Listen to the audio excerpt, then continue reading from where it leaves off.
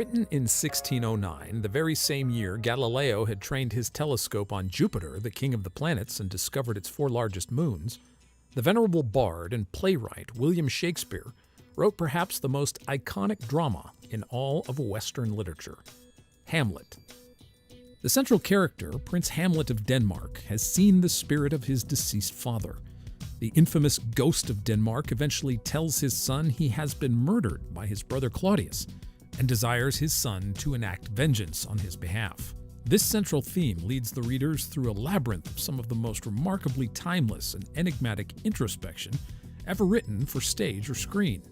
Is it better to live or to die? And when we die, what next?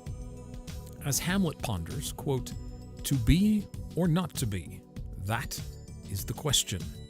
Whether 'tis nobler in the mind to suffer the slings and arrows of outrageous fortune, or to take arms against a sea of troubles, and by opposing, end them, to die, to sleep, no more, and by a sleep, to say we end the heartache and the 1,000 natural shocks that flesh is heir to. 'Tis a consummation, devoutly to be wished, to die, to sleep perchance to dream. Aye, there's the rub. For in that sleep of death, what dreams may come, when we have shuffled off this mortal coil, must give us pause." End quote. In the 21st century, where it has become increasingly normative to reject any idea of the supernatural, including God and the afterlife, Hamlet's questions remain as poignant and relevant as ever, despite the rampant materialistic assumptions of modern science. The philosophy of materialism can be traced back to the early to mid-1800s, when a group of philosophers and thinkers attempted to create a theory of the physical world that would, quote, "sap the supernatural sanctions of Christianity," end quote. The end result of the materialists' assumptions were an acerbic reductionism of physical causation where, quote, "all forces, whether in organic or inorganic nature, are in the final analysis nothing other than motive forces determined by the interaction of material atoms," end quote. There has been of recent, however, a new field of study focused on near-death experiences, or NDEs. The science of NDEs has challenged this reductionism. How can consciousness exist or continue to exist in a person whose heart has flatlined and whose brain shows no signs of any activity? According to different studies, as many as 1 in 10 people have reported having an NDE, and the experiences range from an out-of-body perception to seeing deceased relatives or lights at the end of a tunnel. Some report details of which they could not possibly have been cognizant of while lying clinically dead on an operating table. And it is difficult for researchers to offer a completely materialistic explanation for such experiences. We talk with New Testament scholar Dr. Gary Habermas and how he sees his research on the resurrection of Jesus dovetailing into the field of near-death experiences. Welcome to the Atheist and Christian Book Club. We are a monthly gathering of both skeptics and believers respectfully discussing important books from both perspectives. I'm going to introduce our special guest, author and special guest in here just a little bit. I also wanted to give you a little background on myself. I'm James Walker. I'm the president of Watchman Fellowship, a Christian apologetics ministry focusing on mostly interfaith evangelism and discernment issues. So I'm the Christian part of the Christian Atheist and Christian Book Club. Our other co-founder is also with us, Bill Cluck. Bill Cluck is a former Christian, now atheist. He was talking about wanting to do something so that we can have some more dialogue, some more communication. This goes back, 3.5 years ago, I guess, at least. And so we decided let's form a book club where we can talk about important books from both perspectives. So what we do typically is we'll alternate. We do a Christian book one month and then an atheist book the next month. And we've got usually this is the first time we haven't had an in-person meeting. Usually we meet at our Watchman offices in Arlington, Texas, and we'll have anywhere between 20 and 40, about half and half believers and half skeptics or atheists. And what makes it unique is we try to be respectful. We want to be outside of our own echo chambers so we hear new ideas. And what we value is steel manning rather than straw manning. In other words, we want to hear what the person has to say, listen to them, whichever side we're on, and then be able to understand the questions that they're asking. And I know it's been very, very helpful for me personally. I think it helps me be a better thinker. Hopefully it does. And also give me some really good friends. So our motto is that we're a friendly group, but we're not really friendly, just friendly. We are friends at this point. And so because of COVID, we finally broke down and said we've gone way too long without a club. So we're going to do a virtual one. We're going to do Zoom. I have a little trepidation about this because what it means is a lot of people that's never been to the club are coming in, and how are you supposed to act? How are we supposed to dialogue? So I hope that you see this as something that we want to be respectful, but we don't want to shy away from tough questions. And as long as they're given in a respectful way, whichever side it's coming from, whether you're an atheist, whether you're a Christian, ask tough questions, drill down, but do so with mutual respect, and it'll be greatly, greatly appreciated. So let me see here. Let me introduce our guest this time. We usually try to have the author of whatever book we're dealing with, either in person, which we've had a lot lately, actually have the author with us in person, or to bring them in by Skype or Zoom or something so that we can at least interact with the author of the work that we're looking at. And we're privileged to have Dr. Gary Habermas with us. We're not doing one of his books this time. We were looking simply at an interview that he did on near-death experiences. But let me introduce you to Dr. Habermas. And if you could unmute your mic so you can say a few words once I get your introduction. Dr. Gary Habermas has his PhD from Michigan State University, and he currently teaches at Liberty University as Distinguished Research Professor, Liberty Baptist Theological Seminary and Graduate School. He's the chair of the Department of Philosophy at Liberty University, currently teaching in the PhD seminary program. He's written, co-authored, and edited over 40 books. He's considered a leading evangelical authority on the resurrection of Jesus. Particularly, he helped to pioneer the minimal facts approach to having discussions and conversations on the resurrection of Jesus, which I really have told Gary we really want to do a book club on that sometime. But right now, that's not what we're dealing with. We're dealing with another very interesting topic. Gary's done a lot of research in this emerging field of near-death experiences, or NDE. Hopefully, a lot of you got to watch the interview that Daniel Ray and I did with Gary in New Orleans at the Defend Conference back in January of this year. And if you got to watch that, you kind of see what this topic is all about. So, Gary, let me just say welcome. Well, James, we've talked about this for a long time over the recent months and even years, and it's glad to finally be with you. I've heard about your group. I love ideas like this, and I think what you're doing sounds wonderful. Well, Gary, as I shared with you before, part of what we do, you were kind of a inspiration to us on that, because when we did we did Anthony Flou's book, There Is a God. He was, of course, one of the 20th century's most prolific atheist philosophers and thinkers, and he did a number of debates with you. Well, come to find out that after the debates, you guys go out to eat, and friendship developed, and you call back and forth across the ocean regularly with each other, and out of this friendship and questions started developing. Eventually, Anthony Flue changed his position and became a deist, believing that there is a God, wrote a book about that. We did that book. And you were kind enough to come into our book club and talk about some of those conversations. So the kind of friendship you built with Tony Flue is the kind of thing that I want to have with my atheist friends.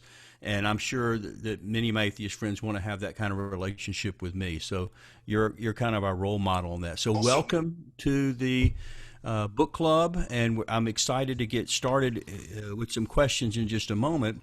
Before we do, though, I did want to take a moment to, just a quick moment to talk about what we already have on the calendar. You guys are going to be very, very excited about this. Like I said, we usually alternate. We do a Christian book one month, an atheist book next month. So that means November is going to be Atheist Book Month. And we've just been able to secure a special speaker, Seth Andrews. Seth Andrews is he's the head of the Thinking Atheist. You guys may know it's both a podcast and really kind of an online community, I believe. He's written. He was a former Christian.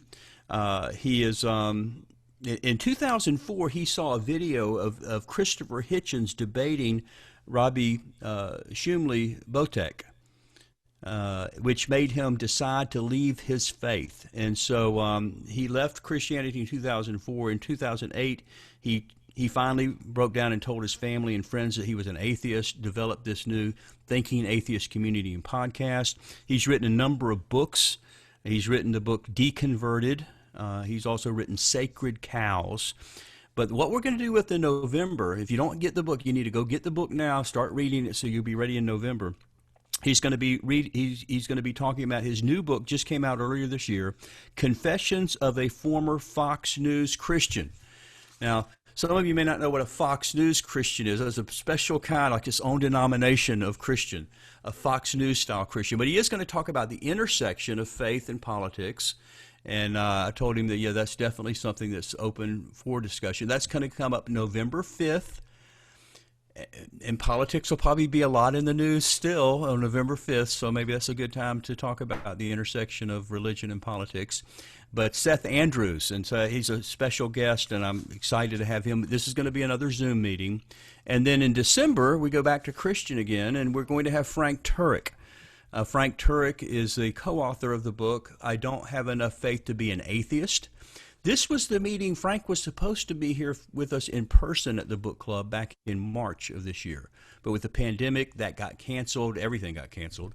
And so we're finally coming around to having that meeting that we've been looking forward to a long time now. And we're going to only, because that book is huge, we're going to focus mainly on one chapter. Anything in the book is going to be fair game. But we're focusing mostly on one particular chapter of his book, I Don't Have Enough Faith to Be an Atheist. Well-known apologist, and he co-authored the book with, who was that? Norm Geisler. And so I think that's a great couple of meetings that we're going to have. I'm excited to look about that, to look at that. I'm excited right now to say we have 60 people in the room with us right now, which is more than we've ever had at any of our in-person book clubs. So welcome, everyone. And I want to take this time now to just go back to Gary. Gary, some of the people weren't able to have time to actually watch that 50-minute interview that Daniel Ray and I did with you back in December, where we kind of talked about what an NDE is. What is that? Could you go back over that ground just very briefly and tell us, okay, what is a near-death experience? How do we define that? And what does that have to do, how does that intersect with the whole idea of atheism and Christianity and religion in general? Okay, well, on the definition of NDE, let me say right up front that NDEs do not only occur, or maybe I should say it the other way around, they don't always happen in the presence of some serious medical condition, but that is the majority of the data, and that's the best known cases. Now, in the early literature, which we're going back to late 70s, early 80s, when the gurus of NDE work first started writing, and they were probably as cosmopolitan a group as you've got here at the club meeting tonight. They had a lot of different views, a lot of different angles, and they defined a near-death experience as an experience that is frequently had at the time of near death. And here's the definition of that. Near death is a state with a diminishing number of medical signs from which a person can reasonably be said to be on the track to die without intervention. And so near death does not mean you're dead, but many, many, many of these cases, well, let's put it this way. They fit some of the definitions of death for short periods of time. And I say short periods of time. I don't mean, well, I mean, 5 minutes would qualify, 20 minutes would qualify. But some of these cases last for a few hours. They're very, very interesting. And these have been documented medically. In fact, the medical community has gotten into these experiences very much. In fact, back in 1982, being very interested in this and having done a lot of work at that time on the resurrection, I flew up to University of Connecticut, where I joined a growing group of today very well-known NDE researchers like Raymond Moody, Ken Ring, Bruce Grayson, folks like that. Bruce Grayson could very well be the leading near-death authority in the world. And just to give you an example of how this has taken on a scientific atmosphere, Bruce just retired very few years ago from University of Virginia Medical School, where he was, I hope I'm getting his credentials right, he was an MD, and he was distinguished professor of psychiatry and brain science. He was the director of the Brain Sciences Institute, and he has published over 100 peer review articles in medical and psychological journals. Now, he's done way more than 100, but 100 in just medical and scientific, medical and he's done a lot. He's done a lot both ways, pro and con, arguments for, arguments against. So that's kind of a quick definition: a state from which a person can reasonably be said to die without intervention, and they often report data. In a recent book, I just happen to have this sitting here because I use it in research. I'm holding this up right here. The Science of Near-Death Experiences, published not by some Christian press, but by University of Missouri Press. The author is a medical doctor, and I believe every article in this book has been taken from a medical journal. And they estimate, just to get the conversation going, they estimate that in North America alone, if their statistics hold true, in North America alone, they estimate that between 9 and 20 million people have claimed to have experienced something which may be called near-death phenomena. So just as a joke, when someone says, well, all you Christians believe in Narnia, all you Christians believe in Middle Earth. I've never been there. I don't think anybody's been there. Well, when you start talking about near-death experiences, according to this book, there's millions of people who claim to have had these. Now, does that make them true? No. Does that mean they're all evidenced? No, most of them are not evidenced. But there are people who claim that they were in another world. We can talk about that later, because the definition of this other world, quote unquote, is really interesting. But that just gets us started. That's an open kind of grounds on which this happened. And a lot of the American public, according to the polls, is interested in whether there's an afterlife. The numbers have been going up, probably largely because of these experiences.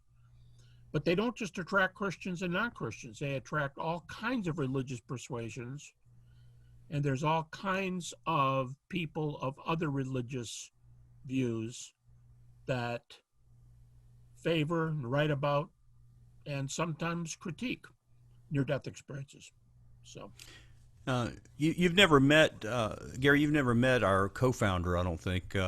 Bill Cluck is the atheist component of our Atheist and Christian Book Club, and Bill has watched the interview, had some questions, insights about it. Bill, did you have something, an insight or a question you want to ask? Well, first of all, let me thank you, James and Gary, for resurrecting the club from the dead. I mean, this has been great. It's life. It's alive. Yeah, thank you, Dr. Habermas. It's a real honor to have you at the club. Thank you very much for joining us. No, thank you for the invite. So years ago, I saw a fellow who died supposedly, and he experienced hell and the terrors and awful things about hell. Have you had any of those experiences? Well, I've not been there before. But I have interviewed a number of people. Yes, I can tell you, according to the literature. In fact, there are key articles in books like this one and ones like them, where they have a category they don't want to say all about hellish near-death experiences. So they call them distressing near-death experiences. and there's another reason for that. Distressing comes in according to a lot of definitions. It could be a person who comes out in a traditional lake of fire, like in the book of Revelation, and they claim, yeah, I was there and there were demons. One case, there were demons and they were whipping us with whips while we were carrying meaningless, weights around. But then there's other kinds of distressing NDEs that don't fit the classical hell model. And these would be people who are abandoned in a place of darkness and increasing anxiety and depression. I would liken it to some of C.S. Lewis's ideas on hell in The Great Divorce. And then there's a very famous near-death experience had by a former very militant atheist who had a near-death experience, and he was tracked by something that I could playfully call zombies. And they chased him. This is before The Walking Dead, too, a long time ago. And he was so energized and converted that he was a professor at Northern Kentucky University. And by the way, this case was introduced to me by one of the best-known agnostic skeptics in this country who sent me this man's tapes. And he was chased by these things and became a Christian in the NDE, during the NDE. He subsequently came out, said he had a posh job at the university, went back to seminary, got a seminary degree, pastored ever since, and I understand he just retired recently. In fact, a couple major motion picture studios have combined to do a set of interviews on NDEs. They just came to my house. I think I was the first interview about a month ago, but they were also going up to interview him because of his experience of hell. Now, to answer your question more directly, about 19 to 21%, so let's say about 20% of near-death experiences are the reports are of the distressing variety. So, yeah, the answer would be yes. And just so everybody knows, we're talking about testimonies here, not necessarily true or false data. Oh, thanks. I really want to know my future, so that's very encouraging. One other quick question. Sure. Do you, obviously the Buddhists would have well, not the Buddhists, but the Hindus would have a Hindu hell. Maybe the Muslims would have a Muslim hell where your skin is burned off just to be burned again. And who knows about the atheist hell, what that's going to be like. So probably just dealing with other atheists. I don't know. So what do you think of that? Does that marginalize or defeat the credibility if you have other types of religions experiencing their particular heaven or whatever? Yeah, you may see me looking up and looking around my study here because I often look over on the shelf where the very book is that I want to mention. And years ago, a book was written by a German psychologist and an Icelandic from Reykjavik, Icelandic psychologist, and they wrote a book called At the Hour of Death. And they were about 1,000. Now, these should be distinguished from near-death experiences, but these are pre-death visions. There are pre-death visions, things that people claim to see before they're actually taken. Post-death visions, where these are very famous today. John Dominic Crossan, the New Testament skeptic, is famous for introducing these. These are experiences that happen to a fair number of people where after the death of a loved one, usually a husband or a wife, I'll give you a real case. This is a real case of one of my PhD students' mothers. And his father, if I remember the story, was a Baptist minister. His mom died. They buried her that day. And Dad's home, and he's in his bedroom, and he's very forlorn. He's very sad. They've been married for, probably 50 years, and he's without his wife for the first time.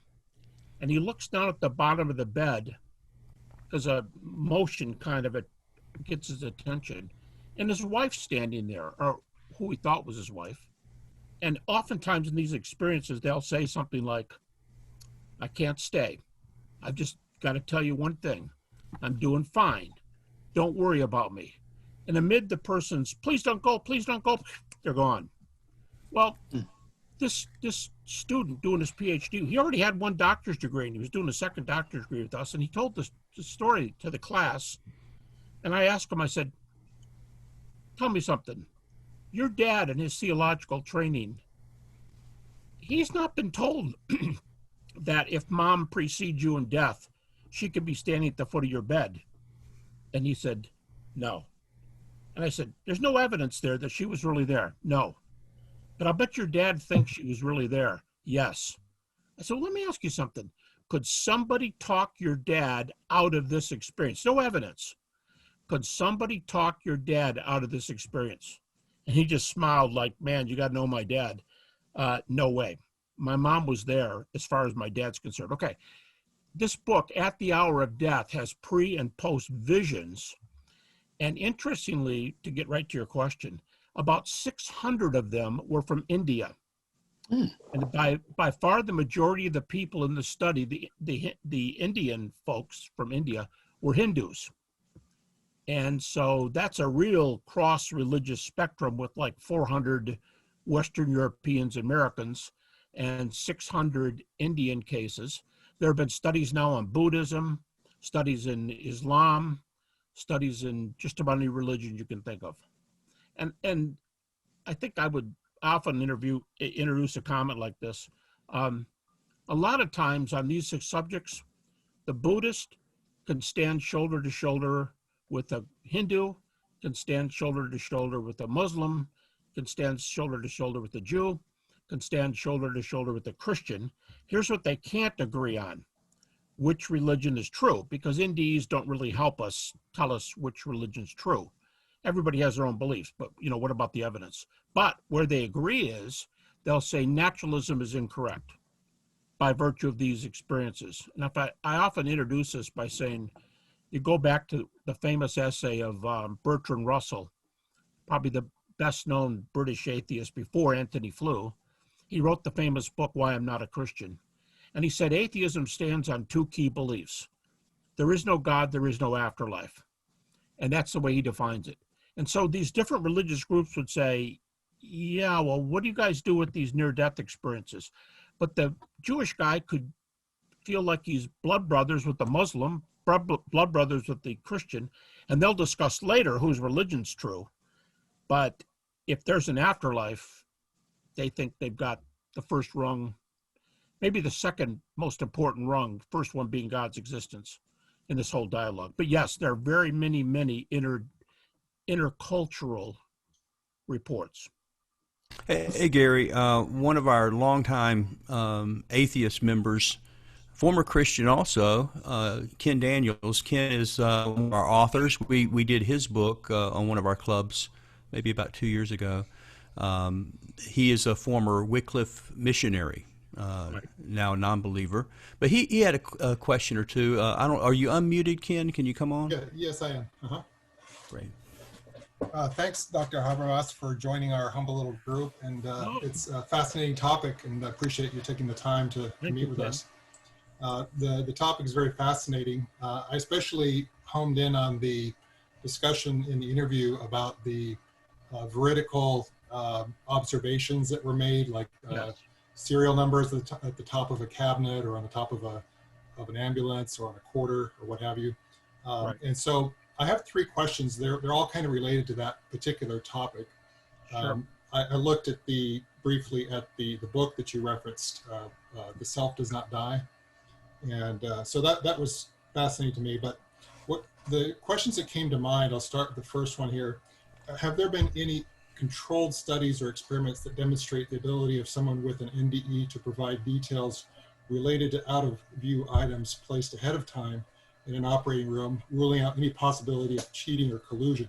The only controlled study I've heard of is the AWARE project, which yielded no evidence for the ability of patients to call out details they could not have discerned by ordinary means. I don't know if you want to just take that question, and I'll have a couple follow-ups, or if I just want to list them all, give them all out, because they're all related. That's up to James. However you want to do Yeah, it. let's deal with it in pieces. Okay. Okay.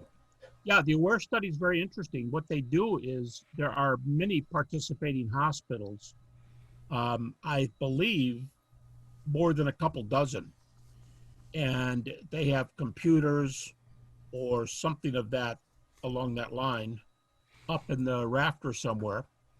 And they have rotating series of numbers that roll across the screen by chance. And I suppose how many numbers depends on the study and so on. And then there are other studies, these are from a long time ago, before computers were able to do that, where people would have objects on a table down a hall.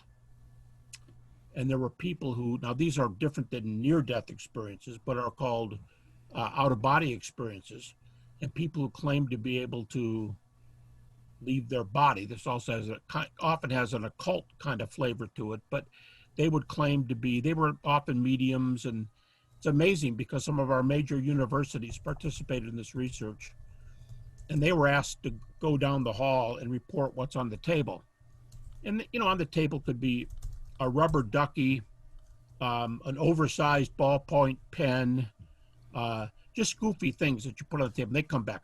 Another one did have a number up in the air. That number was properly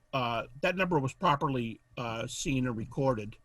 The people, by the way, were on cots, and they were hooked up to machines all night, so you could check all this. Now, in the AWARE projects, only 1 or 2 cases of sightings have been reported. Now, when you read the Self Does Not Die book, what they propose, one of the comebacks they say to this is, look, if I'm free platonically and the universe is at my fingertips and I feel like I'm just looking around, and I'm not going to be looking for numbers up on the rafters. That's just not what I'm going to report. You figure, well, sooner or later somebody's going to report something, and sooner or later people do. There is a case or two. But that number you referred to, number on top of a medical shelf, that number was a 12-digit number. And when the person came to immediately, the person said to the nurse, write this down. And she took out a sheet of paper and she said, I'm obsessive compulsive. And whenever I see a larger number, I memorize it. So here's a 12-digit number, write this down and put it away somewhere safe. She'd just come out of this thing. And so days later, they were moving this medical apparatus. I sent a guy up there, if I remember the story correctly, on a ladder to look down on top. He read the number off. The nurse, there were 2 nurses that heard her do this. And they got their little sheets out, and she hit the number exactly correct. So there are number stories. But on that flashing computer one, there's been 1 or 2 cases that they've reported, but not as, disappointing for most people who would like a whole lot of those being reported. What often has to suffice are different kinds of evidence, if you've heard the lecture or interview, where people report things. Let's say they're in an operating room and there's no windows, and they have a cardiac arrest. There's different species of cardiac arrest. But if you have a cardiac arrest with ventricular fibrillation, that's what cardiac arrest means. In one experiment, 14.5 seconds later, the brain stops operating. So at the 30-second mark, for sure, somebody could measurably, as far as we know from the machines, you have to qualify that, flat brain, flat heart. And they sometimes will report events from quite a ways away, 6 floors away, where their family is sitting in a waiting room during the surgery, or 2 miles away in their home. They'll report something that happened. The longest one that I know of is a case where a man made a report where he was measurably flat brain, flat heart for quite a while and reported something 1,250 miles away in his home. Now, that man was in Milwaukee for surgery, and he lived in Florida. So he reported events, drew a picture of what he saw, kept the pictures because he had a house sitter, and he checked out the stories later after the experience. There's a lot of these. Depends on what kind you like. Evidence is a personal thing. If you interview skeptics, some of them will say, I can give you a couple major names of fellow skeptics, for those of you who consider yourselves that. And a couple of them said in a recent study, I want data inside the room. And true, inside a room, there's some give and take, because when you're coming out of something, you might hear something. But it's better for this reason, this reason, this reason. Some people say, no, I want them a mile away.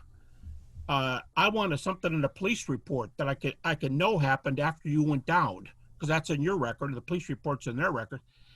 And then there's a third category.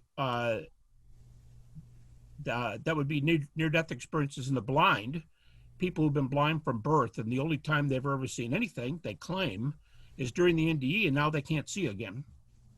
And then there's two other cases. I'll define them if anybody wants. I would call them Twilight Zone cases, where are really crazy stories, like where a healthy person is caught up into the NDE of the dying person.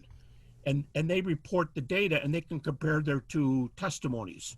But maybe it was an attending nurse, it was an attending doctor. And the last one's the most weird one of all, but we can talk about that. It's one of the most highly evidenced ones too. So, yeah, I think Daniel, Ken was concerned on any of these about the potential, and I want to talk some more about that maybe later as well, but the potential of collusion or the potential of fraud.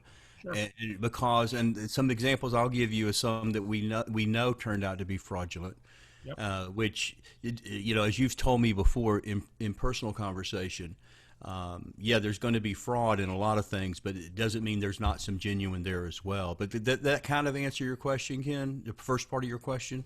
Yeah. I just want to state for the record that the AWARE project, those two cases where there was somebody who reported seeing something, those two cases, they gave the wrong answers. So there was zero evidence of controlled studies that provided something that was. Well, there was one where a guy gave right information. It's been written up in a journal article. So just in the AWARE project, or sorry, was that in the AWARE project or another one? I'd have to go back and check before I just categorically say yes, but I believe it was. At least it came out of the guys who were doing that project, and then later they reported the data. It's a real interesting one because the guy was measurably, again, one of these. Again, we have to say according to machines, but according to machines, flat heart, flat brain, and reported data that was later confirmed. Yeah, it just seems like there's an enormous appetite for stories that would support the existence of life after death. And so, and there's a lot of books that have come out that James alluded to a couple that maybe were fraudulent. It just seems like where there's a law of supply and demand, there's going to be a demand for this sort of thing. And so there's going to be unscrupulous people that are going to come out and provide stories that seem on the face amazing. I just watched the finale of America's Got Talent, and some of those magicians are really stupendous. It's like, how did they do that?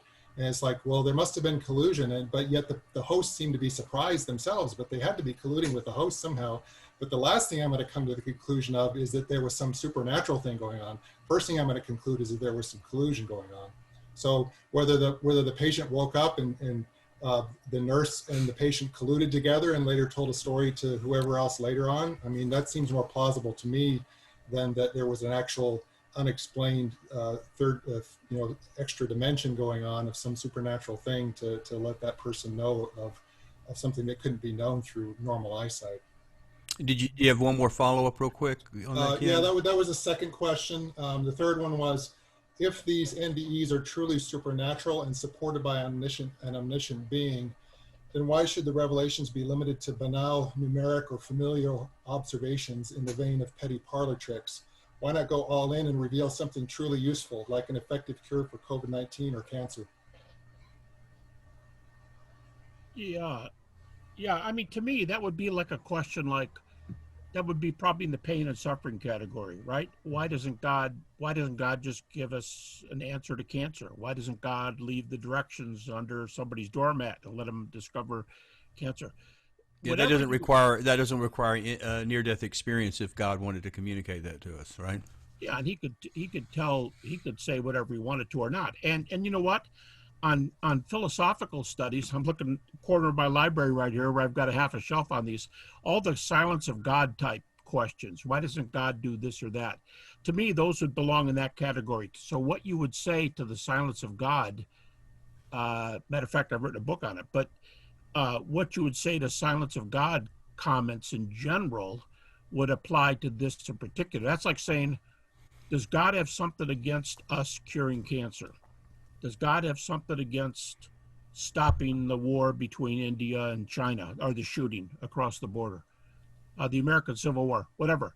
And then people have to guess about what's on God's mind, and why doesn't God do certain things, and why isn't God's existence compatible or not compatible with pain and suffering? To me, it would be like more in that category, because it's us guessing what God should have done according to our view. And all we know from history is what we think should be done, and what happens, whatever view you're on, is not always the same thing. Yeah, I appreciate that answer. I just, I think my more nuanced question would have been not so much why doesn't God give a cure for cancer, but why, in the face of the fact there is no evidence for a cure for cancer, why offer up these little banalities? I mean, why it's not why he didn't give a cure for cancer, it's why did he give these banal things like 12 digits on a cabinet? That it just seems superfluous. Does that assume, Ken, that God is sending that experience to every person who's near death? And what I mean is, what if nature is just set up that way? And what if the human body, to give one philosophical answer, what if dualism is true? And when you come close to death in a Platonic sense, you're separated, let's just call it your material and immaterial part. And what happens, happens. What I mean is, I wouldn't say God put that 12-digit number in that lady's hands when he could have given her a cure to cancer. I'm saying she came close to death. And if dualism's right, there was probably some kind of separation there, and this is very prominent in world religions. And what happens to people in that condition just happens to people in that condition. God didn't send anything or do anything, or somebody saying, why this and not that? They're just behaving according to the way nature behaves when you die or come near dying. So I would say to me, maybe this will give you a little bit of insight.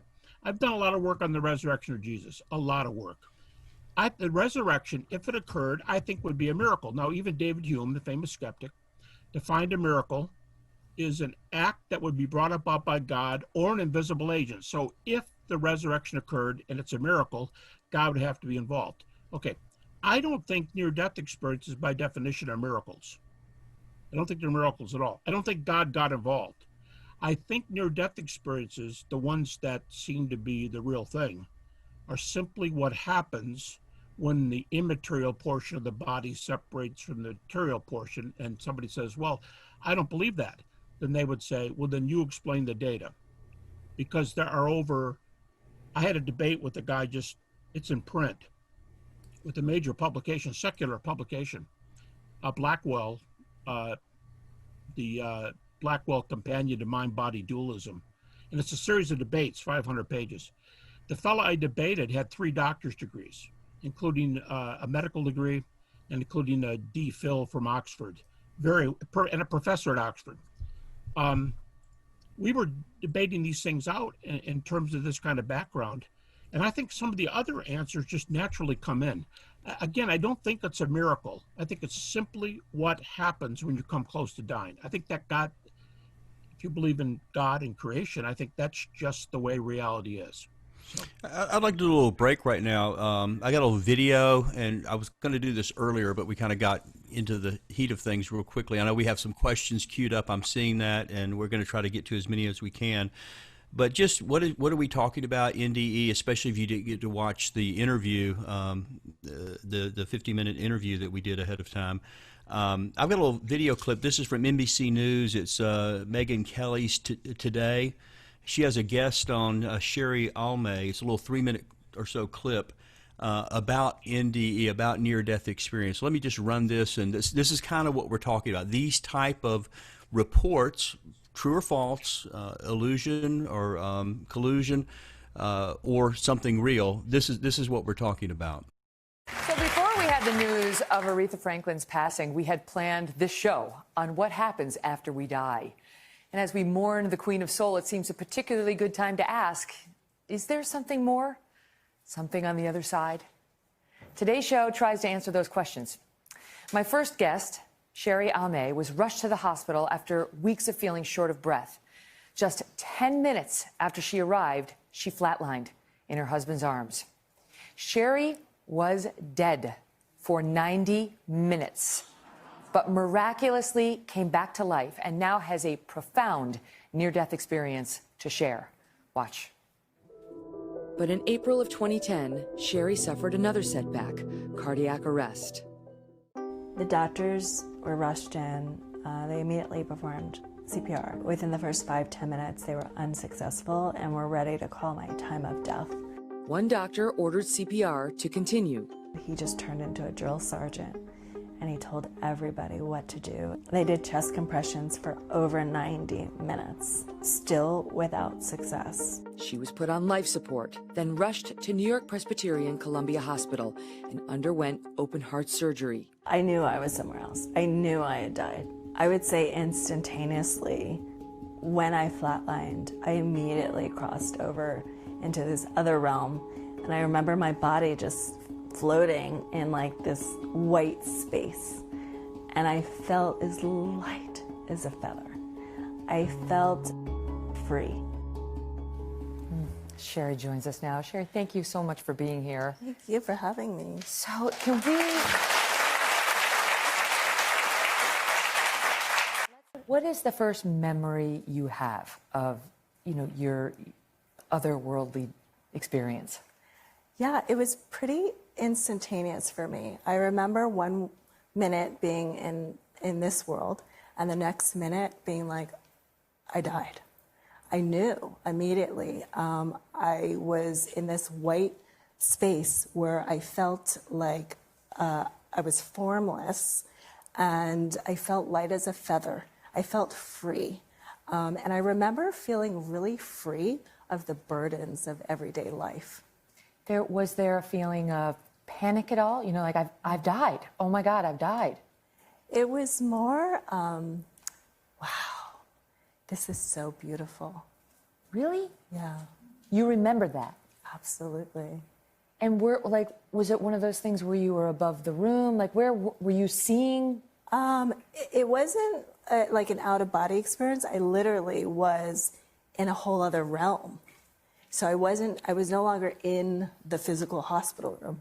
I was completely in another realm. I actually felt connected to my family on the other side, and I felt connected to the heavens.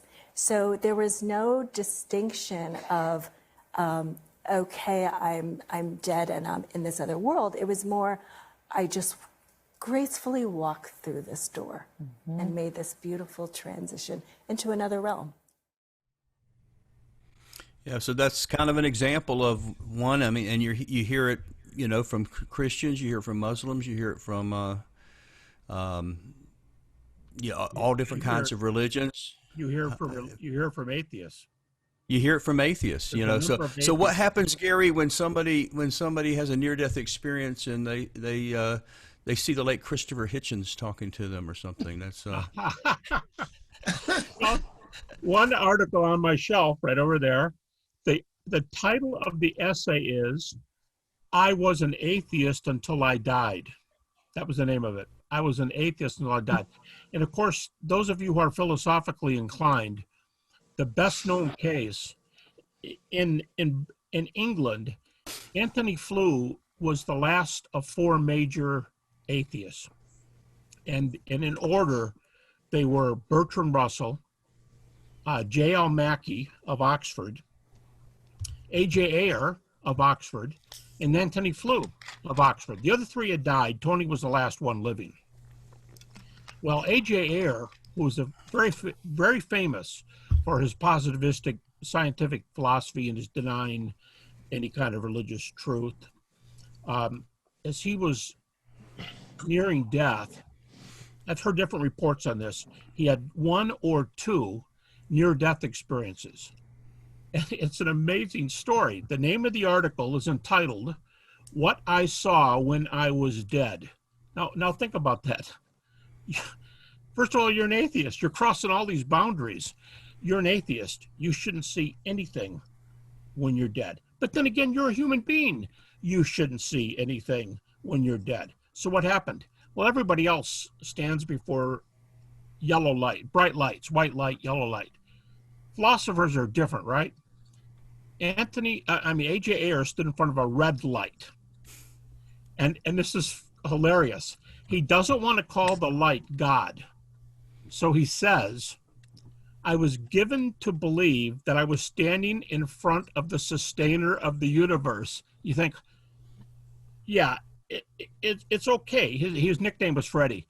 It's like, it's okay, Freddie. You can call him God. You're just telling a story, okay? You're just telling the sustainer of the universe. And there were these 2 creatures in front of him. Yeah, what were those 2 creatures? He said, well, one of them I called space and one of them I called time, and they were arguing with each other. Okay, that's great. Yeah, only a philosopher sees space, time, and a red light. And then he said, he comes back and he said, "I am more open than before to the afterlife. I think it was a veridical experience. I think I was somewhere.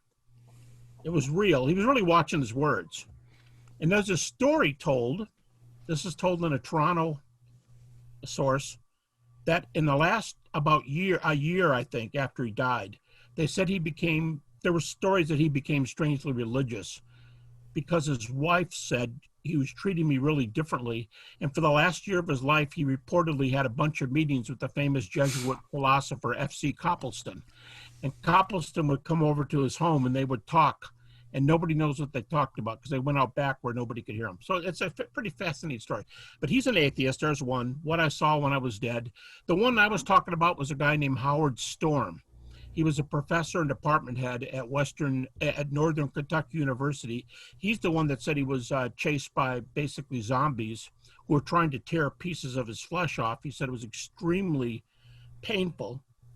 And he yelled out for Jesus. He said, "I'm not religious. I haven't prayed a prayer or sung a hymn since I've been a little tiny kid." And he said, "I couldn't think of anything to say." And finally he screams out Jesus' name and he tells a story. Boom, Jesus is right in front of him. And so for, I don't know, 15, 20 minutes, he starts asking Jesus theological questions. And when he came back, he became a Christian. He's the guy that went to seminary and spent the rest of his life as a pastor, just retired. So those are some famous atheist stories. By the way, he was in Paris and his stomach blew up and his stomach acids got into his abdomen. But he said, one thing I found out that weekend, French medical doctors are always at their cottages on the weekends. They couldn't find a surgeon. So he lied there in intensive care for 8 hours with acid pouring into his abdomen. At the last minute, he looked over at his wife and he said, who was also an atheist, he looked over his wife and said, "This is the end. I'm dying. Goodbye." And just when he said that, someone came busting through the door and said, "We found a surgeon. We found a surgeon." And they took him out for surgery. And after that, he needed like 20 more operations to fix things up from all the acid. So that's one of the most, those are some of the most revolutionary type testimonies. And Ayer thought there was some evidence that he was outside his body. And by the way, I know a guy who interviewed him late in life, and he said that Ayer was at least open to, if not believing in the afterlife after that experience. So, yeah, I mean, it cuts across, a lot of times it cuts across lines and it cuts across beliefs and it cuts across religions and it cuts across philosophical positions. Hey, we've got a lot of people lining up wanting questions, and we are going to get to some Christian questions too. Just be patient, everybody. I see Jackie. I see Bill, I see Gilbert, Brian. But before we get to any others, I wanted to get back to Chris. Chris B is one of our longtime club members as well. He's a former Christian atheist, a good friend. And are you unmuted? Can you come on and ask your question now? I think so, if y'all hearing me. Yeah, perfect. Cool. Yeah, Dr. Habermas, thanks again for joining us problem, and Chris. taking questions. I'm enjoying the discussion so far. Kind of setting aside some earlier questions about the provenance of some of these stories, if they're coming from reliable sources. Let's just, taking for granted that there's a lot of well-sourced ones out there, or ones that should give us pause. One of the things you said earlier and in the interview was that this is a phenomenon that theists of all stripes, Buddhists, Jews, Muslims, Christians, can be allied on, and naturalists are kind of on the outside looking in.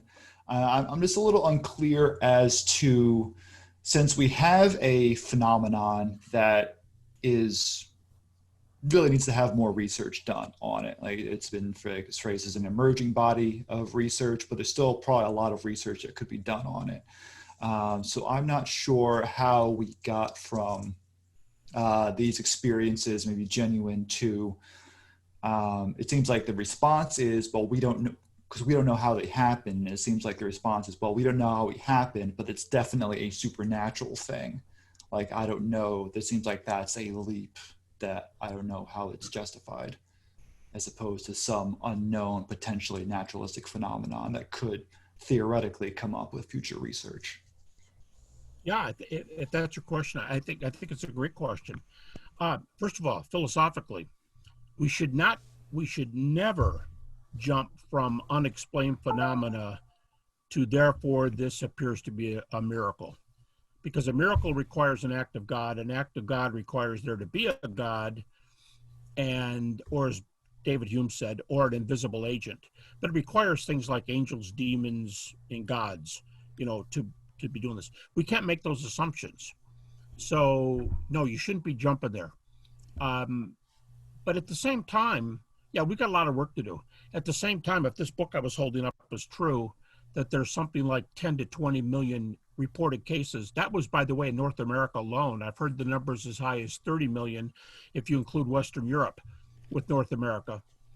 There are a lot of cases, and I have counted, when I debated that guy with the three doctor's degrees, I did, for that specific dialogue, I put together a compendium. I didn't list these things. I just counted them in my own notes. 300 evidential cases. Some of them are way better than others. Some of them are mild evidence, like what A.J. Ayer thought, the atheist. He thought he had some evidence. I wouldn't even put his in a list because there just wasn't much there that I would count for evidence. But he thought it was evidence. He thought he was somewhere. Some of these evidential cases are incredible, where there's two and three types of corroboration in the same experience, and the person tells it as soon as they come out.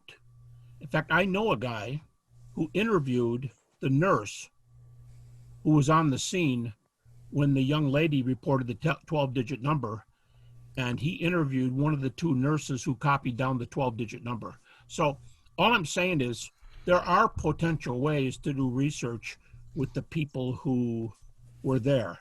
And as far as collusion and things like that, you just have to keep studying and see how many cases there are and how many cases could not be explained by collusion. I think that'd be interesting, or at least improbable that it could be explained by collusion. I also am interested in how many atheists convert to Christianity or to another religion after an NDE with no evidence. They're like that woman who was being interviewed there, and everybody's watching, and you can't help but be kind of overtaken by a person who's given a realistic, true, false, whatever. It was a compelling story no matter what it was. And when you hear an atheist, most of the atheist stories, they don't have evidence.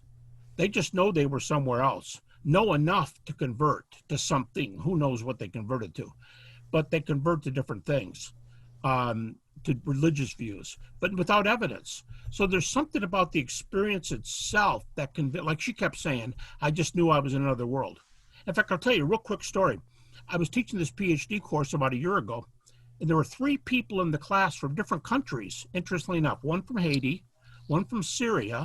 So there are 3 people from different countries, which diversity-wise is pretty interesting. But this one guy was an Indian fella from India. He was 15 years old, and he fell out of a tree and landed on his head. And he was like 15 feet above the ground. It was quite a fall. And his mom came running out of the house and jerked him up in her arms. And she said, his nickname is Raj. And she said, Raj, don't die, don't die, don't die. And she's screaming and crying. Now, he's a 14-year-old boy, and he's up in the tree. Now, there's no evidence, but this kind of compelling story. He says, Mom, stop it. And he's yelling down 14 feet. Mom, I'm right here. And she's hugging the body. Don't die, don't die, don't die. Mom, I'm fine. Now, when you want the simplest definition of quote unquote another world or another dimension, it's that Raj is there at least in his experience. He's screaming, and there are tens of thousands of these kind of stories where someone's screaming and nobody hears them. Like the patient says, quit beating on my chest. Stop it. I don't want to come back. Leave me alone. And everybody ignores them. So just the fact that they could experience themselves in a world where they can see you and hear your voice, but you can't hear them. Call it a dimension, call it a world. And what I'm saying is some of these are convincing even without evidence. But there are dozens and dozens of excellent evidential cases from different perspectives. Like I said, deaf, in the room, out of the room, healthy people who see the experience and report it before they even interview the other guy who is in a coma or something, hasn't come back yet. And then there's some real weird ones. I tell you about the real weird ones, but maybe, James, you want to save that and I'll come back to it. But it's a really odd category, so odd that this guy, Bruce Grayson, the guy that published the 100 articles in medical and psych journals, he did 27 of these in one article as a special case of near-death evidence. And he's a brain specialist, brain sciences psychiatrist, MD. So I'll just stop there and did you have one more follow-up question for us, Chris? No, I know there's plenty of other questions. Okay, yeah, we got stacked up here. This is a fascinating topic, and I've got another video if we have chance, a 2-minute video. But let me see if we have time right now to get with Brian. Brian Stokes? Are you available for your question right now? Yes, sir, I am. Great. Welcome to the book club. Thank you, sir. Thank you. Yeah, my question is, I think I've seen the video of the professor from Northern Kentucky who, I believe he was in Europe at a conference or something, had an NDE experience, and then later, I believe he became a Lutheran pastor after coming out of it. And I was just wondering, do you think that because he had like the repentant state during his NDE, that could possibly, I know we can't go against scripture and everything, but that could possibly lean towards people converting after death? No, it wouldn't even be in the category of post-death conversion, because just remember what this whole discussion's about. It's about near-death experiences. And, okay, you all know James, and you know James had a heart attack, and let's say right during that, just before he blinks out, he has an experience nobody else has because he's so close. And let's say he's not a Christian, but he sees something that really impresses him, and he comes back and he says, I don't know I'm going to believe yet, but I'm not going to be an atheist anymore. I'm going somewhere else. But we wouldn't call that a post-death conversion because James is still alive. He's alive. They do CPR. He lives. It's called a near-death experience. So I think let me give you another example. Somebody's in a car accident and they see their life flash before them, what's often called an instantaneous judgment, where a bunch of things, and they feel profoundly evil at certain parts because they see some things they pulled, and it's all over in 10 seconds. And we would, and the person gets to be real religious all of a sudden. The point is, all these, they're pre-death conversions. A soldier in a foxhole. There are no atheists in foxholes, we say.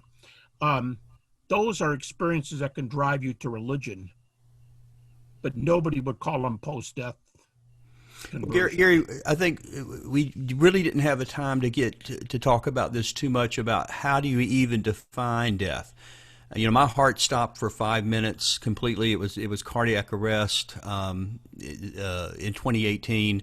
5 minutes is only enough to cause minor brain damage, probably, but you kind of seemed to me, but it really wasn't death because I was resuscitated. Or how about Lazarus? It was Lazarus' case. You know, it says in the Bible, appointed all men once to die, but is he somebody who died twice? Did I die? Or again, it gets back to this: what's this clinical definition of death? In fact, in the video clip, if I get a chance to show it, in fact, maybe I ought to even do that right now. They talk about the difference between your brain ceasing to work and the cells of your body beginning to die. And that's a process. Let me see if I can do that. That's back to the Megyn Kelly show. They interview a doctor about that. I thought it was fascinating. How do you define, how do we even go about defining death? Let me see if I can get over there to that. But I really think there's something to that. Yeah. The notion of being dead but not dead is confusing to people. And we have a doctor here. His name is Dr. Sam Parnia, a world expert on the science of death and the author of Erasing Death, which sounds like a great idea, Doc. Of course. Thank you for being here. So Pleasure. how could she be dead but not dead for 90 minutes? Well, you know, it's a very good question, of course. The reality is that we all have a perception of death. And this goes back millennia, which is essentially that death is a moment. There's a time when you're either alive or you're dead. And the reason we think that is because when the heart stops, you have no more blood flowing into your brain, into your other organs. The brain shuts down immediately. A person becomes lifeless, motionless, and they are dead. Or even if you go back to the French Revolution, if somebody had lost their head, there's no more blood getting into the brain and it shuts. However, what's amazing is that about 50, 60 years ago, we discovered CPR, and we found that actually you can artificially restart the heart or produce a circulation, get blood flowing around the body even after a person has died. And that made our definitions more ambiguous. And what is now even more interesting is that we understand that it's only after a person has died, which makes perfect sense, that the cells inside the body start to undergo their own process of death. So when somebody's heart stops, it's only then that the cells will start to die, and that process takes many hours, possibly days. How has your outlook on death and life changed as a result of this experience? I am definitely no longer afraid of death. And that was something that I had feared my entire life. Again, it gets back to this whole, how do you define it? At what point are you dead? Or it's almost like a Monty Python skit, recently dead. Mostly dead, yeah. But I'm not dead. So anyway, that gets back into those definitions and stuff. I think we do have a question also, if we could go to George Dolek. He's one of our former interns and one of our writers, actually, one of our profiles. He's just written a profile for us about to come out on the Ku Klux Klan and KKK, the cult of racism. So, George, are you available for your question? Here. Thank you so much, Dr. Habermas, for answering our questions. I'm really puzzled about the people from other religions who have these NDEs and they see their own deities. What do you think of those people? Do you think that they're accessing some kind of objective spiritual reality, or is it just some kind of reflection of what's deep down in their own soul that they're projecting out there?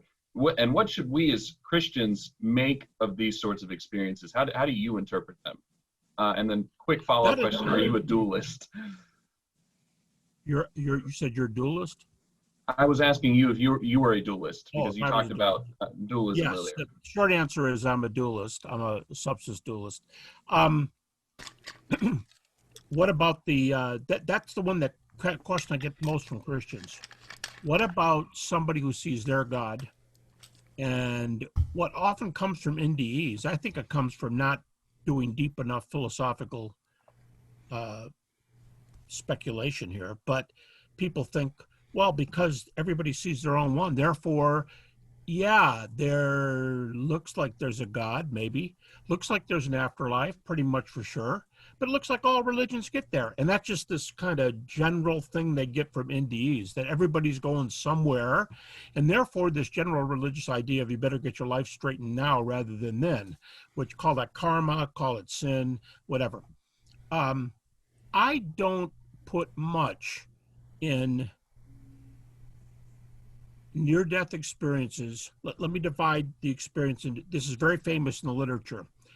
NDEs, which are this worldly, and NDEs, which are religious, because the person, oftentimes the longer you're quote unquote nearing death, the deader you are, you often zip away and start having the religious. That's called, in the literature, that's called the transcendental phase. The first one is more of a physical phase. I am far, far, far more interested in the physical phase, because I want to know if you're measurably now, flat brain, flat heart, I want to know how you can know something in a parking lot of the Kmart across the street from the hospital, and you report an accident with a silly driver of a red car that goes to a stop sign and hits the blue car, and it's in the police report, and we know what happened after your cardiac arrest. Okay, so you can do these kind of things. I'm interested in evidential cases to potentially argue for some out-of-body existence. You go, well, yeah, but are you avoiding the rest of them because you're a Christian and you don't want to think about other religions? No, not at all. Here's the problem. The other experiences in another world, they're not evidenced. They don't tell you evidence. And both sides win and lose on this. Those who say, well, there's no evidence here, so that was just your view. We do have data. I can give you an example or two real fast, but we do have data that our experiences are conditioned by our social reality. That's clear. Everybody allows this. For example, the book I was pointing to, At the Hour of Death, with the 600 Indian cases and the 400 Western cases.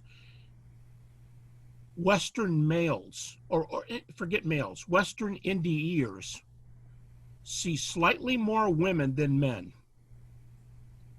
But Indian NDEers see way more men than women. And they say, well, see, that's the way the culture is. They put down women. Women are second-class citizens. And that's a social thing. Okay, there's some other things. Well, Jesus met me. Well, I saw Shiva. Okay, so somebody sees Shiva, somebody sees Jesus. I'm not going to sit there and go, well, Jesus is real because I saw him. You saw Shiva, you're a loser. You know, that's not going to solve anything. But the point is, there's no data to celebrate this. Now, the way the knife cuts both ways is, earlier, one of our first questions was about hell. You go, well, then what about hell cases? That would make you Christians feel pretty good. Not that people are going to hell, but that your world is your worldview. And I go, yeah, well, I don't have data for hell either. So I'm going to lose hell in the picture. I'm going to lose Shiva. I'm going to lose Jesus. I'm going to lose a Jewish person or a Muslim saying they were with an angel. Could be, could have been, but I have no way of judging. So in this intermediate state where you're heaven bound, I can't tell what you saw. I know it's socially conditioned.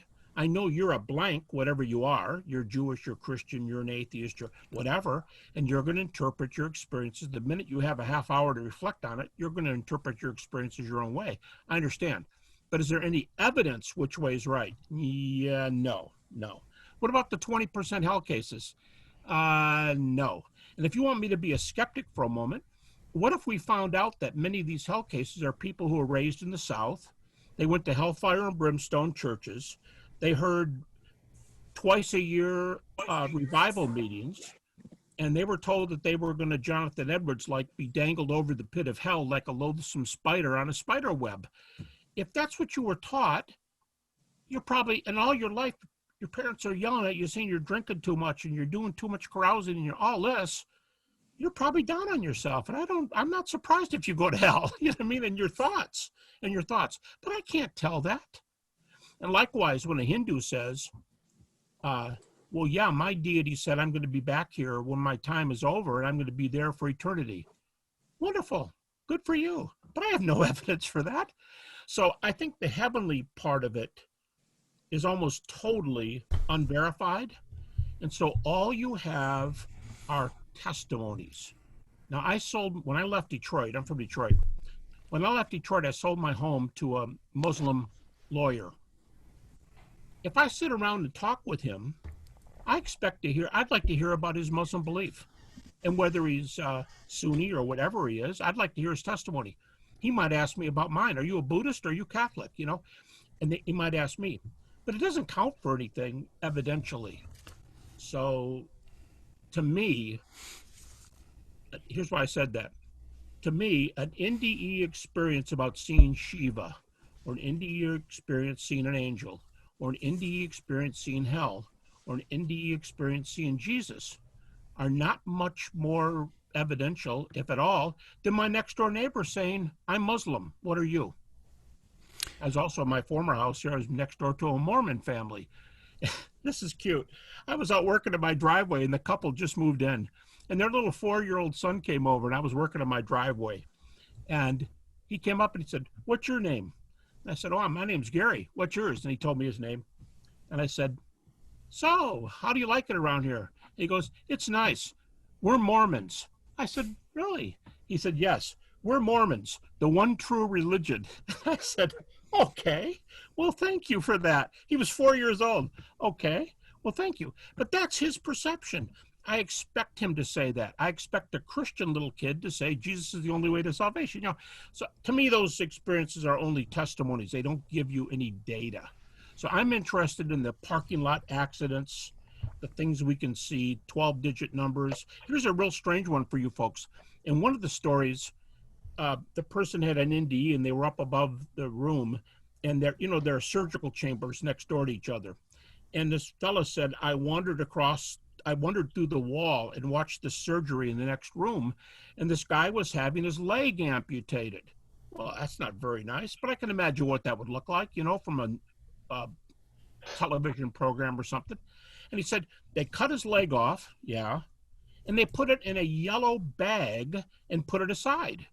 Now, if I were making up that story, I wouldn't say a yellow bag like a garbage bag. I picture it. I would say a black bag, because that's what everybody knows that's what garbage bags look like, right? No, it's yellow. Well, you know what? He could have told the doctor that, and the doctor could have walked next door and saw, oh yeah, the leg's right over there in that bag. What color is it? Yellow. Wow, that's cool. So here's another one. A patient got in an argument with their doctor after the surgery, and he said, ma'am, we got data on that. That machine was hooked up. And she said that it was not hooked up. And she said, it was hooked up. She said, it's not. Go down and check. And he said, fine, I'll be right back. He went down the hall and came back and sheepishly said, yep, I was right. The machine's in the room. You were right. It was unplugged. Now, how did she see that? Up above, looking down, and she knew the machine was unplugged. So there are a lot of these sorts of things, and the this worldly ones interest me far more than the religious ones, because I can't back up the religious ones. Thank you. Yeah. Hey, thanks for that question, George. I have a question coming in, and I don't know if he's still able to ask. I'll just ask for him. This is a brand new member of our book club that's participating all the way from India. You were mentioning India earlier. So Krishnan is his name, and he's wanting to know this. He's needing some help, Gary. He's looking for some of the literature. He says it's been a long time ago, but someone recorded, he said he thinks about 500 NDEs sometimes back and published a book with those 500. Do you have any idea the author or the title of that book? Well, the ones I would suggest right off the bat, they weren't NDEs, if it's the one I'm thinking of. They were pre-death visions.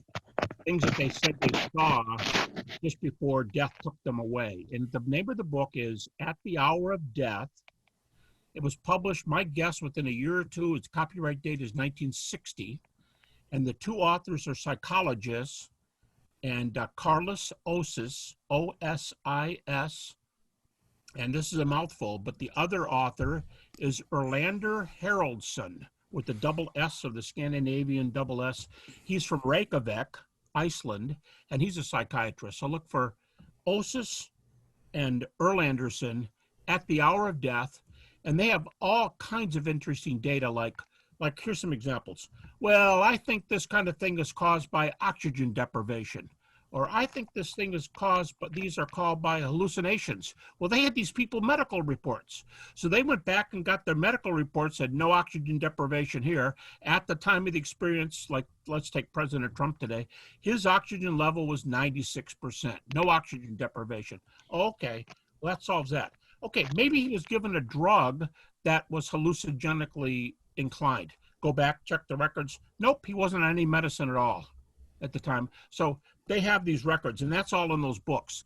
And they have Q&A and very interesting charts at the back of the book that lines all these up. However, they're not NDEs. There's a few NDEs in there, but this is pre-NDE, 1960, and it's mostly things they saw. By the way, the Indian experiences were far more frequently negative than the Western experience. That proves nothing because they're not evidential. I think the kind of testimony you have. But by the way, a number of the Indian experiences, they would tell the person, hey, we're going to discharge you from the hospital today. You're doing pretty well. And the person they're shaking. And they come and go, well, what's wrong? I was visited by the angel of death. What? I was visited by the angel of death. What did the angel of death tell you? The angel of death said that I'm going to die before you discharge me. And they came back in 2 hours before discharge and the patient was dead in the bed. Or some of the patients were underneath the bed when they came in. And what are you doing down there? What they call takeaway experiences. I was told I was going to be taken away to judgment, and they got out of bed and crawled underneath the bed. Just kind of weird experiences, but for the Western ear. But you can look at the data, you can look at the patient's medical charts, how many of them were on hallucinogenic drugs, how many of them could have reported this or that oxygen deprivation. It's a very interesting book, At the Hour of Death, Ositz and Haroldson. Yeah. Hey, we got an interesting question from Gilbert. Gilbert, where are you from? Where are you at? Nigeria, Lagos, Nigeria. Yes, great. And you have a question for Dr. Habermas? Yeah, so basically, I just wanted to say, Doctor, thanks so much. I just finished reading your book, The Case for Resurrection, written with Mike together. And for the reason I stayed up this late, this is past 2 a.m. in Nigeria at this time, is that reading through your book, I found it quite interesting how you use near-death experiences to address what naturalism is about science. Everything has to be proven. But it was quite interesting how you use the evidential reports of near-death experiences to argue. You even said, I just quote here, that the challenge provided by NDEs is just an example of numerous indications we might cite that this is most likely not a naturalistic universe. Of course, we've been arguing throughout this book that Jesus' resurrection is another evidence that needs to be answered by naturalists. Strong evidence for an afterlife, as well as other pointers mentioned above, challenge naturalism's attempt to explain reality. I found it very interesting because I'm a cancer survivor. I survived cancer in the bone marrow, the kidney, and the liver. And I know that for someone who grew up just going to church out of tradition because my parents went to church, I didn't have any real faith of my own.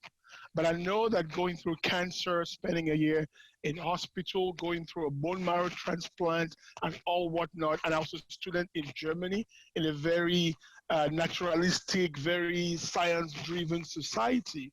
I know that it did heighten my awareness of spiritual reality.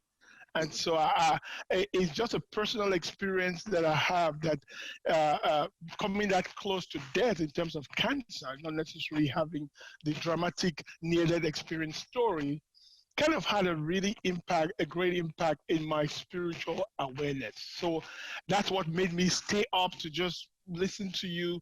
I just wanted to have you to say a bit more along the lines of what you wrote in the book. Thank you. By the way, I have 3 African PhD students in our PhD story, and one of them is from Nigeria. And what's his name, please? They are some of our sharpest students. One of our African students had 5 master's degrees and earned his second doctor's degree with us, and now he's on our faculty. So we're very glad to have him on our faculty. Oh, that's amazing. Could it be that one of them is Emmanuel Eme? Maybe Emmanuel. Anyway, we could talk about that later. That's fine. What's his last name? Oh, Emmanuel Eme. Emmanuel Eme. It could be. I don't think I know him.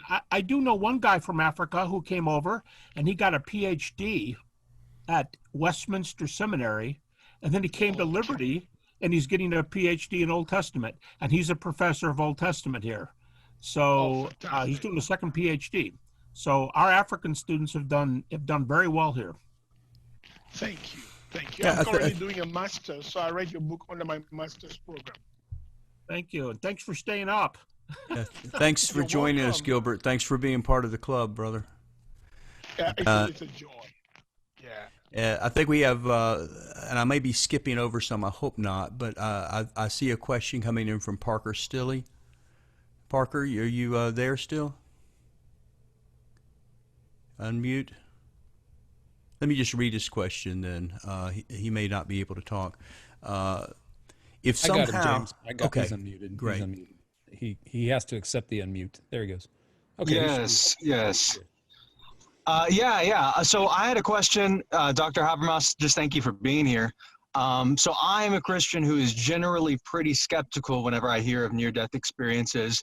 And so the question I have for you is, if, and hypothetically, all of these instances of near-death experiences were proven or just found to be false somehow, how much do you think this would threaten the message of the gospel? And if so, how? Basically what I'm getting at is, how necessary is it for a Christian to hold that these near-death experiences are possible? I don't think it's necessary at all because, by the way, there are about a half dozen major categories of evidence in the life after death category. Now, NDEs, I think, are highly evidenced, but they're not the only evidence. And for those who are familiar with the stuff I've done, of my 40 whatever books, half of them are on the resurrection of Jesus. So I'm going to say, if you give me a choice between NDEs and the resurrection of Jesus, I'm going to take the resurrection of Jesus. So here's a real simple way to answer that question. How would NDEs hurt if we didn't have them? Well, it's a major evidence. But I started studying NDEs in 1972. And before 1972, I just finished my master's degree, and I was going into a PhD program. My dissertation at Michigan State was on the resurrection. So where would I be without near-death experiences? On the resurrection, which is where I was back then, moving to the present. So all evidences are good. I mean, that's like saying, what would we do without intelligent design or fine-tuning, or the Kalam cosmological argument? The atheists here will say, well, that's a bunch of bunk. The Christians are going to say, well, that's good, but not all Christians will agree with those arguments. So there's a variety, but I generally say the more evidence is the merrier. So I like NDEs. I think they're very strong. But no, I don't think there'd be any threat on the gospel, because almost no Christians even know the best data, let alone use it to present the gospel. So I don't think it would have much effect at all on Christians talking about the gospel. Yeah, thanks for the question, Parker. I'm kind of with Parker a little bit on that. When we first talked about that number of years ago now in New Orleans, back probably 7 or 8 years ago, I told you my reluctance about even looking into it in depth, studying the issue, because of some of the bad experiences I had with it in some of the cases that were disproven. One of the most famous cases that I was first exposed to was a New Ager, Betty Eady, who wrote the book Embraced by the Light. She had a bad situation in the operating room, died, went to heaven, comes back and tells what it's like. So it broaches this kind of area of NDE, which is visiting heaven and coming back and telling what that's like, which has been referred to as a type of an NDE, near-death experience that she had. Well, in some of the research, I think Rich Abanis is the one who wrote a book about it. He discovered that actually there was an earlier version with a lot of different details. So she was Mormon, and then she told a story about seeing the 3 Mormon heavens and had all this Mormon content to it. Then later on, as she embraced New Age spirituality, she rewrote it, changed a lot of the facts. It kind of disagreed with the earlier part of her content.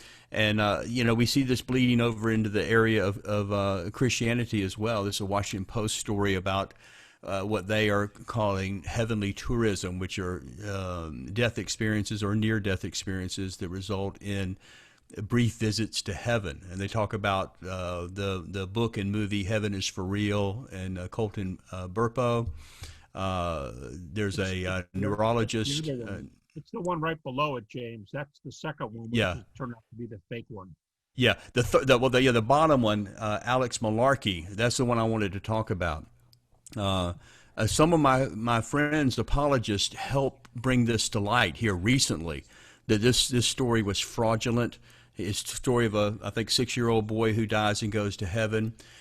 True story, it says. It was a bestseller. I think Tyndale was the publisher of the book, and of course, very, very popular.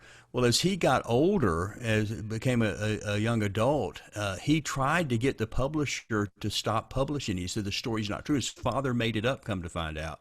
And finally, he had to threaten a lawsuit. This is him, much later, threatening the publisher with a lawsuit if they didn't stop publishing the story. And they ignored him for the longest time. Justin,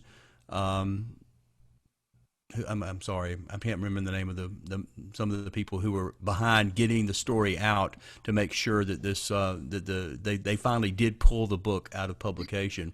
But these cases that have been disproven, made it to me where I just didn't want to look at it all. And what you told me, and you could reiterate or expand on this idea, is just because there is fraud. And I think Ken talked about this as well, Ken Daniels.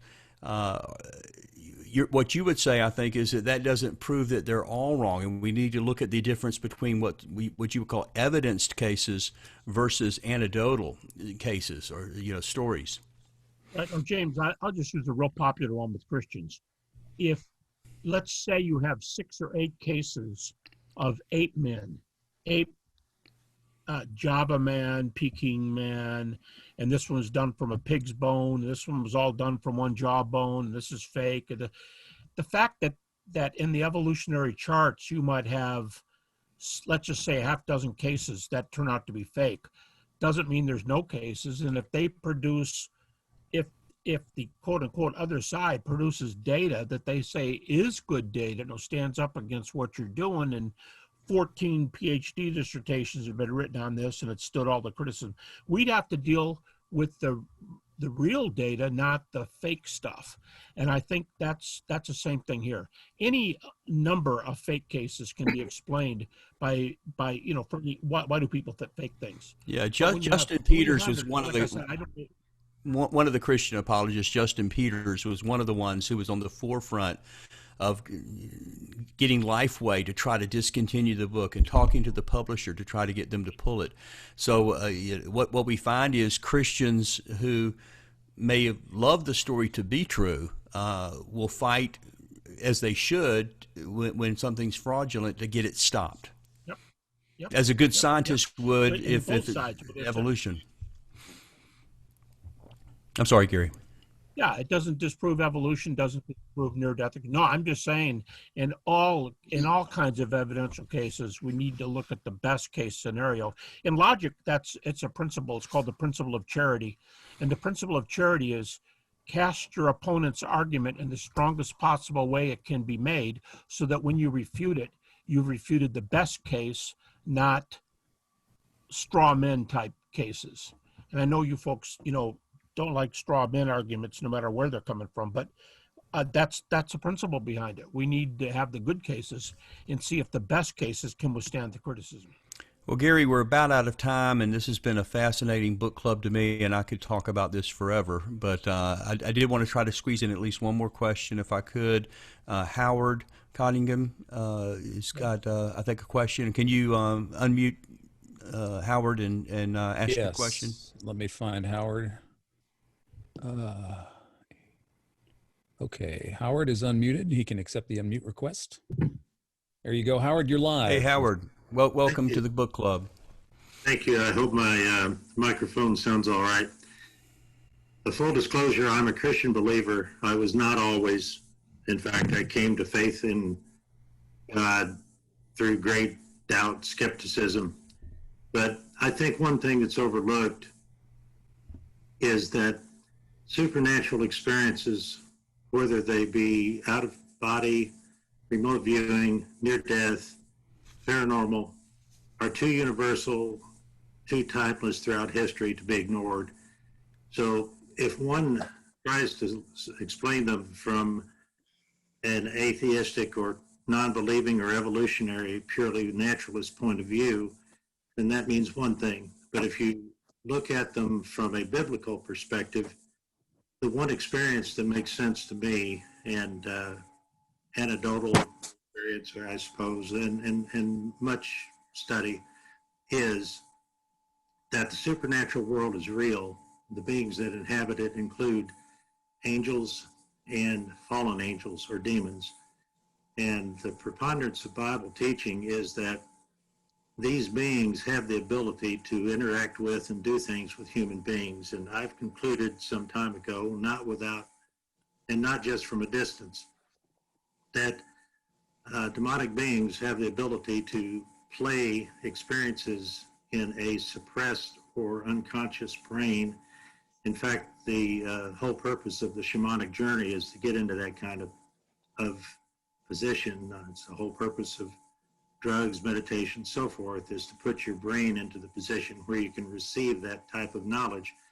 Deuteronomy 18 in the Bible explains it. It's kind of hard to explain, to ignore its explanation, since it so accurately fits the facts of what's known as familiar spirits. So I think that these events are true. The question is, what's the explanation? I have not yet read of one of these things from an adult Christian believer. I could be wrong about that, but the people who experience these things, including children, in my opinion, are being victimized by a very real and very evil spiritual enemy. And this activity, in fact, if you want to look at it from a reverse point of view, gives credence to the possibility that God is true, that there is a spiritual dimension, because if one is true, then the other must be. So I don't know how much thought on this subject goes to the idea of demonic deception, and that's why I raise it into the room and raise it as a possibility, because that's my conclusion through much study. I don't know if there's a way of quickly addressing that's packed with a lot of content there. Your question is, but Gary, is it from a Christian perspective? Is it possible that some percentage of these experiences could be, assuming there is a supernatural, of course we believe in God, we believe in the supernatural, could a percentage of this or the majority of this be a form of deception, a demonic, spiritual deception, especially when it involves altered states of consciousness, trance states, and other things that makes a person potentially vulnerable to deception? Have you done any study in that area?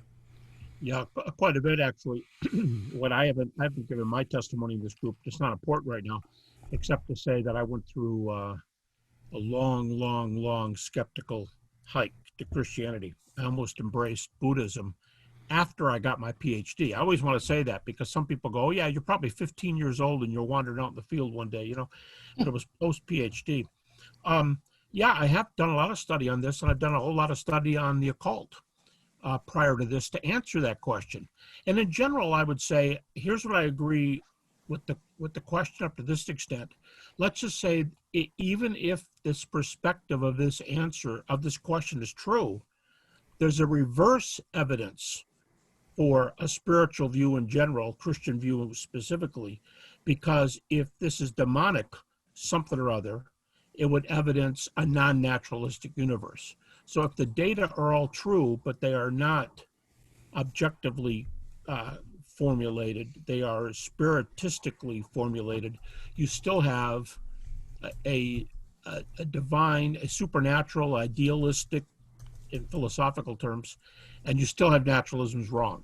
So you still have a view that would say, if demons, then some spiritual view. But I do think that there are a lot of NDEs that they're incredibly Christian testimonies. I mean, what do you do with Howard Storm's story of becoming a Christian during the NDE? What about the atheist who said, I was an atheist until I became a Christian? He also, I believe, became a pastor. There are profound experiences of people who, it'd be rather strange if Satan, if I'm following the logic here, if Satan were to lead to wholesale conversion and interest in the afterlife. Now, I understand if it's to lead people away, that would be the reason.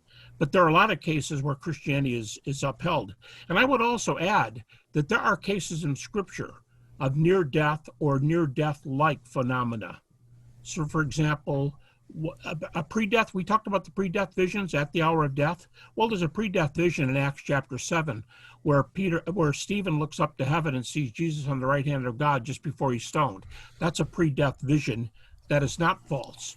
Another one would be when Jesus, I think it's a parable, but we can discuss that, in Luke 16, where the rich man of Lazarus, not Lazarus who Jesus' friend, but Lazarus in the story, where he dies and he's carried by angels to Abraham's bosom. You know, if you ever think about that, those of you who are old enough to remember the Chick tracks, when Chick has the drawing of the guy going to heaven, the angel's got his arm around his waist and kind of supermaning him through heaven. I think that's a picture from that parable.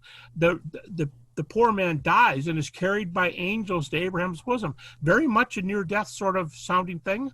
Paul, 2 Corinthians chapter 12, said, I had an experience, whether out of the body or in the body, I know not which. He said that twice. He said, I was caught up to the third heaven. I saw things that's unlawful for a man to utter. Well, long before the NDE research, I'm talking about a commentary by Merle Unger, a commentary by the Ryrie Study Bible. Before the NDE data, it's been said that Paul tells how long it was, 12 years earlier, that it works out amazingly well with Paul being left for dead outside of Lystra when he was stoned.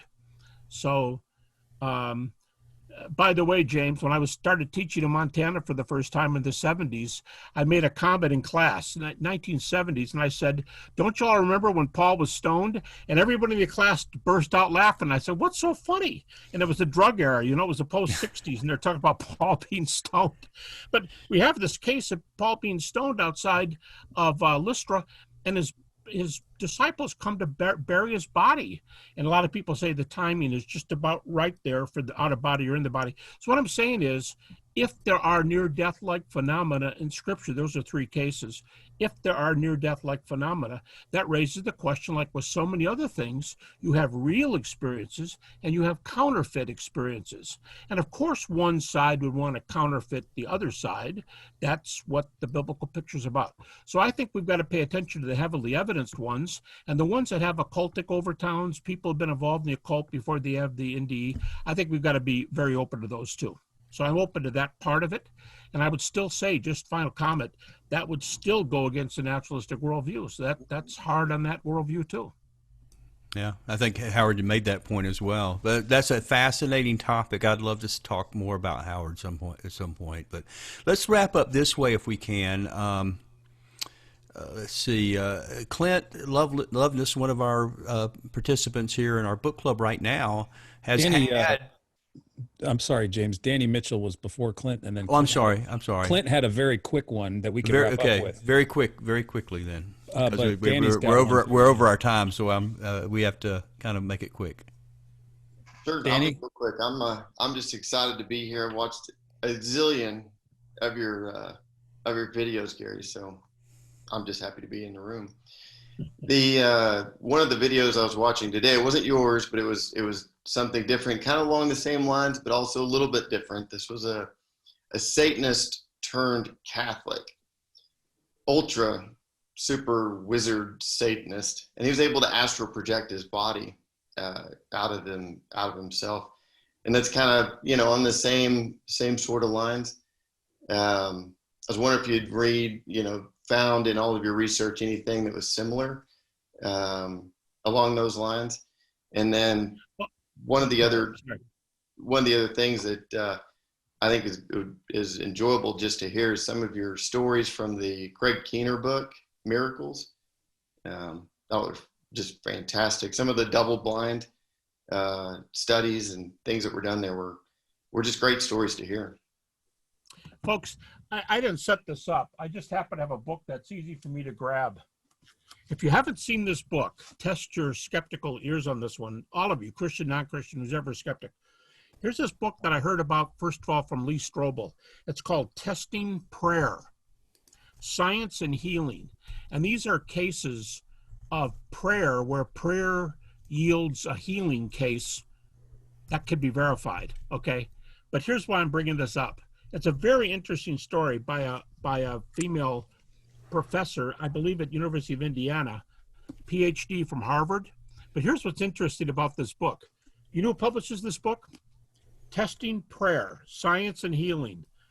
The publisher, Harvard University Press, okay? Back cover, 2 recommendations. One from a former professor, Harvard Medical School, and the other one, Associate Professor of Psychiatry, Harvard Medical School. So 2 Harvard compliments, Harvard University Press, Harvard grad, all PhDs or MDs, and she's going around to Africa and other places tracking measurable healing. Now this is kind of what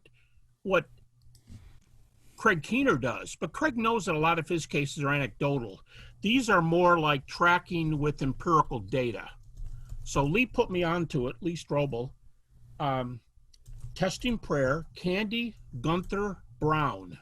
Candy Gunther Brown, Harvard University Press, and 2012.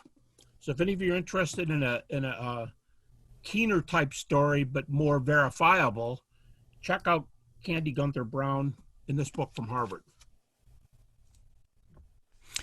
Thanks so much, and appreciate that, Gary. So does that bring us up to Clint now? Clint Yes. is it. That's the last one. Okay, Clint, and you were able to get unmuted this time, right? Yes, I am. Yeah, Can you guys hear me? perfect, Okay. perfect. Yes. Yes. Now, Clint has had an experience, apparently. It would be a great way to put the icing on the cake here to tell us in about 2 minutes about an actual NDE that he was participated in. So share that story with us if you could. Yes, I promised Daniel I'll keep it at 2 minutes. I'm a video editor, so I know how to keep my time frame, but I'll do my best. But anyway, I appreciate what you guys are doing. I'm a huge fan of apologetics, and I work at a Christian video company called Right Now Media, and I'm on their video team. And why I bring that up is my job is I interview a lot of people, and every now and then I meet somebody who has a near-death experience or has seen an angel. And we don't really tell those stories in case later on, like you guys mentioned, in case it's not true or something like that. But for me personally, I always say, why don't you go ahead and tell that story just for me, because I'm just a huge fan of that topic. But to keep my deadline, I'll share a personal example of my grandmother who had one. Now, we don't have any data to, like prove this experience to be a testimonial story, but I thought it might be a nice way to end up. So my grandfather served in World War II and was not a Christian, but before he died of cancer, he became a Christian, got baptized, and then later on, my grandmother had very serious health conditions, and she she had a near-death experience. And so what she told my mom was she saw the gates of heaven and saw an angel, and she asked the angel if her husband was in heaven and if she could see him or wave at him, and the angel said yes. And so she saw my grandfather in heaven and was able to wave at him, and he waved at her, and the angel said, "It's not time yet. You have to go back." And when she came back at the hospital, she told my mom this experience, and my mom said that my grandmother was not on medication or anything like that and was just about getting ready to die. But my grandmother shook my mom and said her name, Linda, you don't know how important it is. You don't know how important it is. Always be thankful. Thank God for everything. And she also said some other details, that the colors were so rich, just there even were more colors than we have in this life. And the music was so beautiful, so beautiful. And so that was the experience my grandmother told me. And then 3 more seconds, we had another family member who had a near-death experience. And when she came back, she shook her husband, or her husband said, come back, come back. And she came back. This is a different lady. And she said, don't ever do that again, meaning she didn't want to come back. So those were just two stories I wanted to share. And I was just going to thank Dr. Habermas, and boy, I wish you would make a documentary. Maybe you and Trouble team up to do the case for near-death experiences. I think that would be something I'll pitch at you. And maybe that was that documentary you told us about. But thank you for speaking to this group here. Thank you very much. Appreciate that. Thanks, Clint, for sharing that. We do appreciate that. Dr. Habermas, thank you so much for taking this, being so generous with your time, addressing our questions, sharing your perspective on this. And I want to thank everybody that attended. We've had, I think, 66, 67, something like that at the top, and almost all of them stayed with us the whole time. Listen, thanks so much for being part of the club. Your behavior was great. We didn't have any of argumentation or bashing or anything like that, which online forums just give themselves over so easily. And you guys, whether you were Christian or atheist, you guys were above that, and I really, really appreciate it. So this is what the club's all about. It's about a respectful dialogue. I'm very much looking forward to coming back next month. And again, it's just a reminder, we're going to be having Seth Andrews, the Thinking Atheist, and then followed by, in December, Frank Turek. So be watching on our Facebook page for more information on that. Thanks so much for being here with us, Dr. Habermas. Thank you, club. And until next month, let's try to continue in the spirit of what we've accomplished so far. Thanks so much. Thanks, everybody. Thank you. Thank you, Dr. Habermas. Thanks. Thank you, Dr. Habermas.